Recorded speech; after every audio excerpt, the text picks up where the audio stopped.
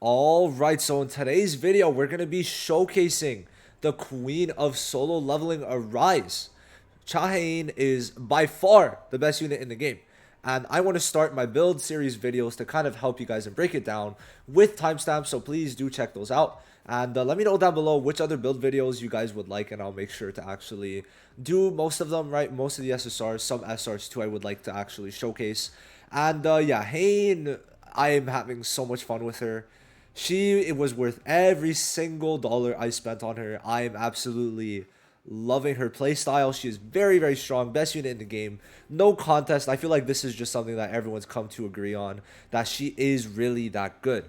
So let's go into what exactly she does. Remember, check timestamps to see if you want to get anything else, and mainly if you want to see her dupes, weapons, gear build, etc., etc., etc. So basic attacks are very simple, right? She's a light fighter, and I mean, they don't do anything crazy. I mean, her sword dance is actually pretty good. Nothing more to really say there. Now for her basic skills is where her kit gets very, very intricate.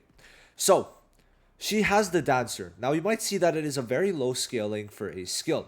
I mean, for choice skills, they're at like 1800, 1700, and then who's another attacker? Taegyus are at like 1900 for there. But basically, you're able to use this as many times as you want when you land a critical hit on the first skill.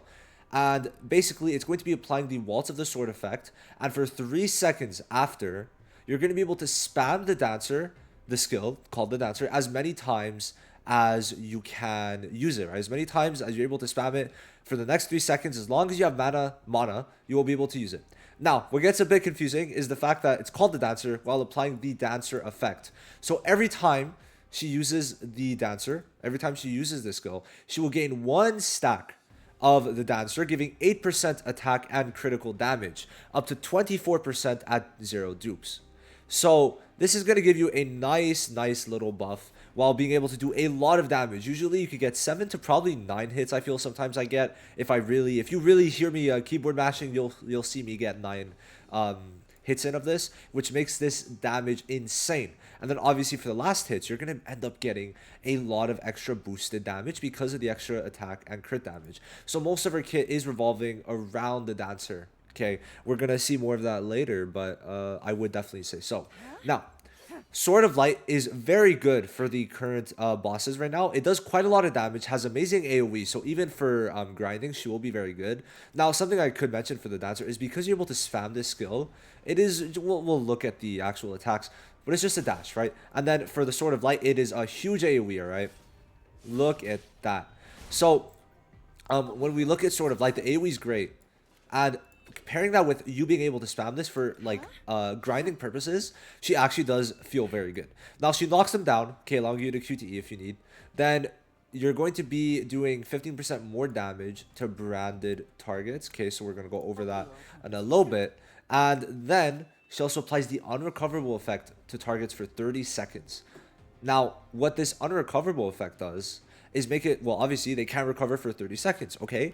And why this is crazy is because of the Arachnid boss that either most of you have just unlocked or are going to unlock soon, which makes it so that when the fighter gets to 50% and 20% HP, he cannot be attacked. He goes up in his little cocoon and heals. But with this, he can't heal, and you're going to be able to get very clean kills, which makes it, she was basically made to kill that spider boss. They had this in mind. Also, considering that the next unit is a water unit, they're basically trying to kill the encore missions right after releasing them, which is very smart in terms of them trying to make more money. Best way is to release counters to the stuff that people are finding annoying. And releasing Cha as a light unit as the Arachnid is weak to light is very, very good. So this skill usually is not used first. You're going to use this first because of obviously the attack and crit damage. And this one's only used if you're able. Because you got to consider, for bosses, especially when I fight the Arachnid and also the Cerberus, you won't even be able to get the Sword of Light skill in rotation sometimes. Because of the fact that you're using the Dancer so many times that sometimes you're doing too much damage. And you're going to proc them to go in a state where they're going to be invincible for a couple seconds. And then by that point, you have to rotate out. So the Sword of Light is very good. But in some cases, you won't really be able to use it too much. Okay. Now, we're going to get into the special skills. This is her support skill. So when she swaps in, she applies the unrecoverable, knocks him down, does okay damage, and applies the brand effect. So the brand effect was what we saw here, where you do more damage when they are branded. So if you swap in and you apply the brand effect, which is going to be when the skill hits, right? Then you're doing more damage on this. Now, the brand effect increases the crit rate and the damage that the enemy takes by 12%. This is insane because it is team-wide buff. So if ever like you really get another unit who is very reliant on crit, or you end up building them more for crit, for example, Jiwoo, okay? My Jiwoo, for example, I didn't have any crit on her, but I'm like, hold on, I need to start getting crit rate. And luckily, I got a good piece. And why this is good is because, especially with her dupes, she's actually going to need more crit damage and stuff. For example, here, crit rate increases of all of them by 32% once I get her to A5. And obviously, she's going to be increasing the crit damage for everyone. So it's going to be just very, very good for that, and I honestly really like the brand effect. Now, it also applies for the QTE skill. Usually, you don't see the best buffs on the QTE, like you see Break. Okay, you see Break on her. He has, what, power gauge increase. Okay, honestly, not that bad for that. But then, like, Choi, Burn, defense decrease. Okay, so you'll see some good ones, but I definitely feel that the brand is just a lot better considering how Cha's is. Now, for this one, because it is worded differently, so let's talk about how this one's worded. Targets hit by the skill have the damage they take from critical hits and their chance. Oh, never mind. I don't know. It's a bit odd that they worded it differently, but brand effect having it be applied on the QTE is very, very good because this is going to allow her to stay in rotation while still being able to apply the brand effect, which, I mean, obviously increases the damage and crit rate. So no matter what, she basically has an extra 12% crit rate built into her kit because of this brand, which is great. Now, her ult is... Okay, I think I have a bit of a warped sense on the ultimate because now she's at A5. But even at A0, this ultimate was doing damage, bro. This was a very strong ultimate. Okay, increasing damage by 30%. Even though the scaling's a bit low, when you increase it by 30% and it crits, oh my lord, oh my lord, oh my lord. So, yeah, this ult does damage, very good damage. And usually how you're going to rotate it is Q, Q, Q, Q, Q until you get max stacks of the dancer.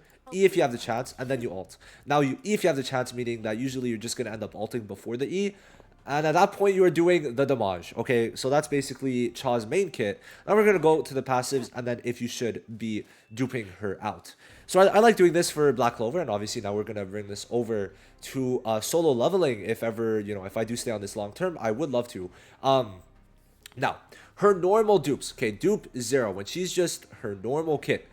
The dancer has, when the dancer hits, so every time she uses the dancer skill, there's a 66% chance to brand. Honestly, this is an okay effect. Okay, against bosses, it's good. Because you gotta consider, you could apply airborne here, you could apply knockdown here, you could not here, nothing there. And knockdown, airborne are both gonna be able to trigger, with the core attack, like, they're gonna be able to trigger the QTE. So you have ways of getting the brand during. But getting an increased chance to get this while using the Q is going to be still good. Remember, only one stack, but still very good. I definitely think it could have been better, but considering how good she already is, I think it's insane that the passive, to me, personally, from gameplay, I haven't needed it too much. And usually, it doesn't really apply through the brand, through the dancer, for me. But still, it is good enough because the rest of her kit is still broken. Okay, at Dupe 0, like, I mean, I put out a showcase to Dupe 0. We still saw she was broken. Okay, I will link the Dupe 0 and Max Dupe showcase down below so you guys can see the comparison from the two and just see how much more cracked she gets. Now, should you be duping? Let's talk about the dupes and then talk about the most effective. Okay, Dupe 1 makes it so you can now stack the dancer 5 times. Remember, on here you're able to stack it 3 times, but then you're able to stack it a total of 5 times. What does that do? Increase, if you use the dancer 5 times, increase the total attack and crit damage you get by this by 16% each. So an extra 16% attack and crit damage. This proves to be a very good dupe one. Okay, 16% attack and crit damage is very good. Does it compare to something like Choi's? Not really. Choi gets a reset on both his, it triples, my bad, it triples his ultimate damage. So it's going to be very good and changes it to the Mega Crater. So when you compare to that, maybe it's not as good. Okay, but still, two extra stacks is going to prove to be very nice. 16% attack and crit damage is quite a good buff. Now, Dupe 2, in my opinion, is very impactful. 16% crit rate just gives you that chance to do way more crits, and it will be very important. Okay, remember, you have to get your crit on the first hit to be able to spam this dancer, which at this point, my crit rate is 27%. But then, right, you're going to be getting the extra crit from the brand, and then from this dupe is going to make it so she's at like a good 60, and then we'll talk about other ways that you could actually get it, which is going to make her even more crazy for that. Now, dupe 3 is when the target's branded, it increases the skill damage of both skills. 50% is a lot. Now, this is, in my opinion, one of the most impactful dupes. Well, pretty much the most impactful. And unless you're a Giga Whale going for dupe 5, it's going to be where you're going to stop at. Maybe long term. Like, you could put her, she in the future, she will be in the custom banner, which will allow you to get her dupes and rate her up in the custom banner. So please keep that in mind. Now, the least impactful one, in my opinion, is the Dupe 4, because it's just a worse version of Dupe 1. Dupe 1 increases your attack and crit damage by 16% because it gives you 2 extra stacks, and it's each 8% stacks. And now it's just crit damage for 16%. Is it bad? No. But is it amazing? No, but it's a Dupe 4. It's just one of those like regular dupes that don't need to be prioritized. Now, the Dupe 5 just made Cha like easily, like, I think just... It was insane. It was insane. Okay. She just became far and away the best unit. Even though she already was, now she's literally like, everyone else is on Earth. She is in heaven, okay? She put a wide gap with this. Basically, depending on how many instances of the Dancer, which you can get up to 5 now, because remember, Dupe 1, you're going to get an extra 20% per stack, being an extra 100% damage on the ult. You're going to see this ultimate does damage. Remember, it already does damage, and now it's being multiplied by 2, basically, in terms of damage. And it's going to be crazy. Well, like, the numbers are probably a bit more different than just that. But, you know, when you have 5 stacks, this ult does damage. And it's just going to make for a very fun and clean showcase for Hae-In. So, her 5 dupes are good. Now, if you want to stop on her banner, a dupe 1 or 2, I think that's probably the sweet spot. Okay? If you're free to play, you want to probably get the next rate up banner, which is going to be in about, well, when Cha's banner ends. I'm not gonna. I don't want to check right now, but it's whenever Hae-In's banner ends, we should get the next new rate up unit because right now it's Emma. So I would say Dupe 1 or 2 is the sweet spot, but just know that Dupe 3 is probably the best dupe for most people to get.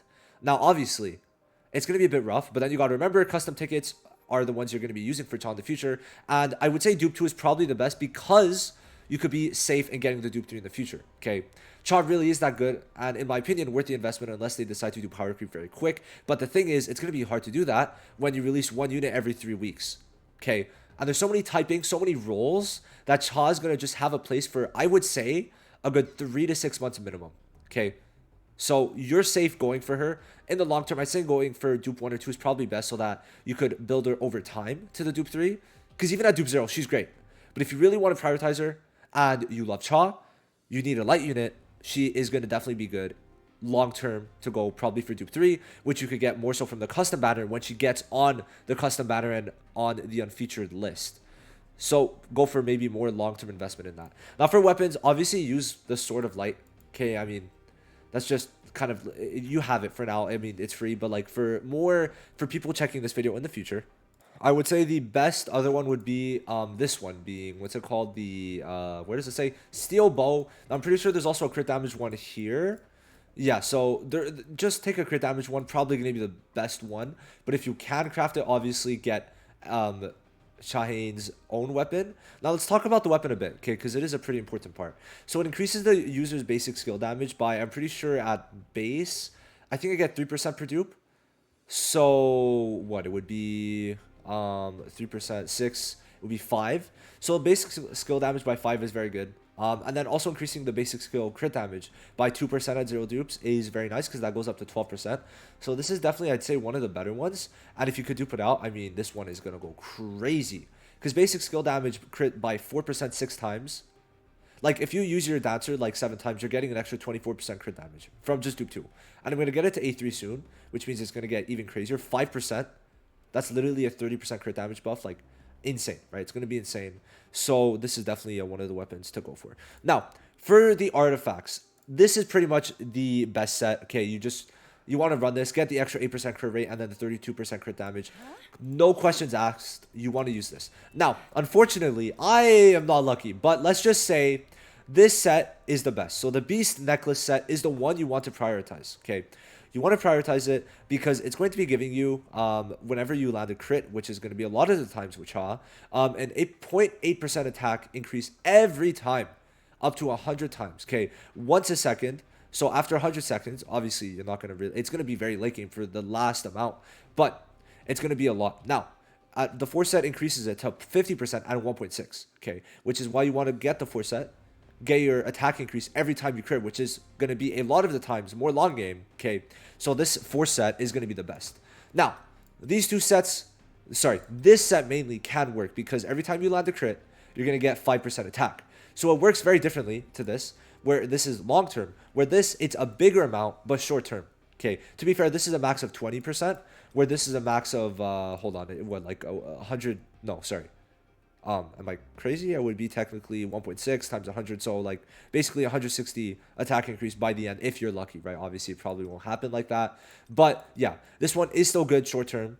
If you're on the field for short periods, just to like nuke, right? It does work okay, right? But overall though, like this one could work, but it's more of a swap and set if you don't have anything for this, right? So that's basically it. Now this one I just put because I mean I have light damage. That's the main reason. Okay, if I get another good light damage piece, I mean I would use it. Okay, I would use it, and I mean I might use this. Okay, this one it's just to be able to get the stats for this, right? Because I do not have anything good. Like if I'm not able to even get like a purple for this one, I'm not gonna run it, right? So long term, you definitely want to farm for the for this set. Okay, the what is it called? The expert set. All right, this one is for sure gonna be the best one, and I hope my luck for that does turn around. Now, as for the stats, you would like to go. Let's talk about this. So you would like to go for attack percent here, okay, and then here, best case scenario is going to be crit damage. Now, I don't, as you can see, I don't have a crit damage piece, and I still get the 32% there. So for now, I'm going to run it on that. But it would be crit damage over here, okay? So that's going to be for main stats. And then here you want light damage, and here attack percent would work the best, all right? Obviously, for now, it's pretty obvious. Now, for the substats, I mean, they kind of tell you here. But crit rate, crit damage, attack are the three best ones. No questions. It's kind of obvious, right? She's a very simple person. Crit, attack, boom, boom, boom. The enemy's dead, right? That's it. So that's going to be how you're going to end up building her.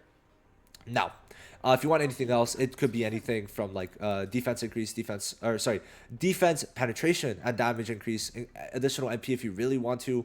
But anything mainly like attack, crit damage, and crit rate are the best. Now remember, on the left you could only get crit rate, and on the right you can only get crit damage. So build around that, okay? Build around that and try to get the maximum amount of crit rate that you can. I'm struggling right now, okay? I'm struggling, but I'm saved by a lot of other stuff, which now we could go into the teams.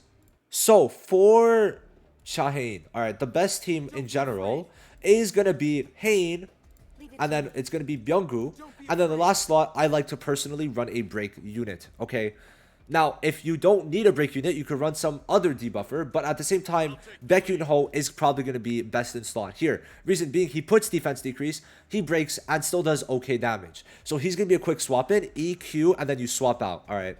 Now, this third slot can definitely be flexible and could be any type of support unit. Now, if you really want to, even Choi could work, but to be fair, Byung-gu is a mainly crit damage buffer. Choi cannot crit, but he could put defense pen, still burn, still pretty decent, but not as good as maybe, for example, I forgot her name, Park Hee-jin, right? Park Hee-jin, or also Bora, just for the damage increase, right? Anything like that, for sure. But I would say, in my opinion, Jiwoo or Baekhyun-ho are probably going to be the best in that slot, depending on the situation, okay?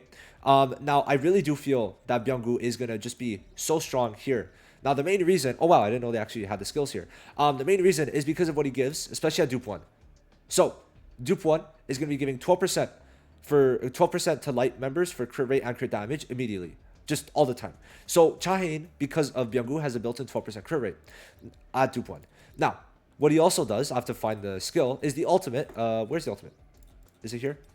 Nope. This one? Yep. The ultimate is going to be applying Heavenly Blessing, which increases the user's damage dealt and crit rate. So when he uses the ult, he's in total increasing Hae-In's damage by crit rate by 24%. And he's increasing damage, okay? And then with the A1 I'm talking about. And then he also increases crit damage. So basically the user's critical hit damage increases equal to 40% of the amount that exceeds Min Byung-gu's basic crit hit damage. So anything beyond what is his built-in crit damage, that amount extra is going to be 40% going to the whole team. So this is an AoE buff of 12% crit rate, 12% damage dealt, and also giving crit damage, while also applying the debuff, and that debuff puts damage increase, which I could find it here, 15%, up to 15%. So damage increase, increasing damage, increasing crit rate, increasing crit damage, and then also increasing crit rate and crit damage more at Dupe 1, making him the best partner for Hae-In because of how Hae-In works with crits, right? So that's going to be it for, like, in terms of partners, right? Baekhyun-ho, Byung-gu, even Seo Ji-woo could really work, right? As supports, I would say Hee-jin is probably, in my opinion, one of the best. And then if you want to use like any other lights, like Yoo-jin-ho, and also, where is he? My GOAT, Kim Chol, could work in slots for Baekhyun-ho, okay?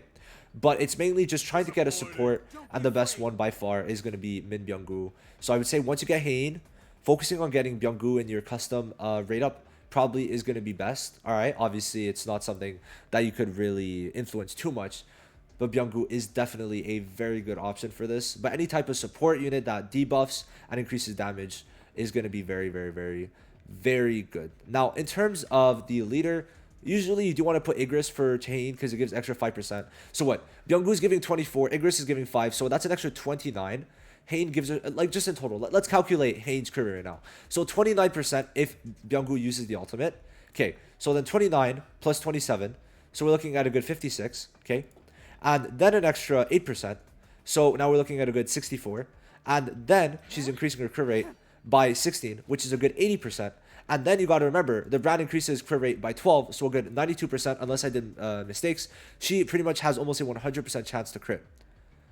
So yeah, that's why you want to get Byung-gu up to like Dupe 1, like long term, right? Obviously long term, but Byung-gu, you want to have him in your custom rate up selection until Dupe 1, I would say.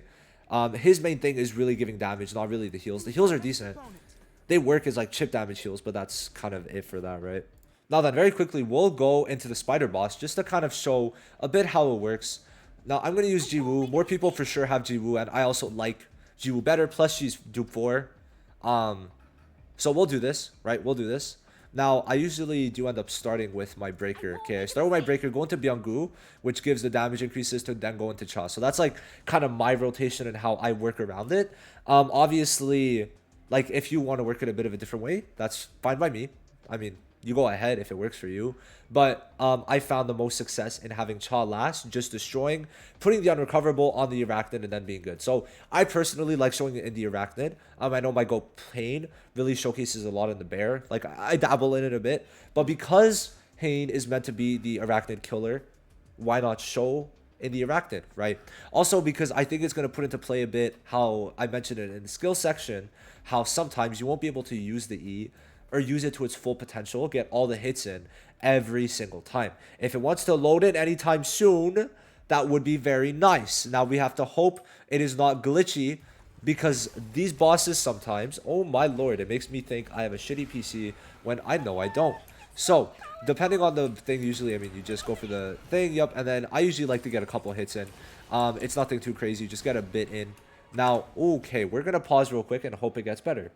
Now, we go back in, and we go into Byung-gu. Okay, so Byung-gu, now that he's in, you're able to use the E, and then he's going to apply that punishment effect, increase damage. Now, I like to stay in until I could ult. Okay, so once I could ult, which is right now, alright, now we're good.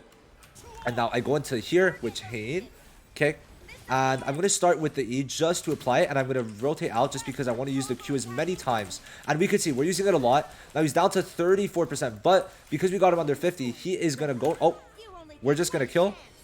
I guess we just kill. No, we don't. We didn't get the crit. So just to say, we did 400k without a crit.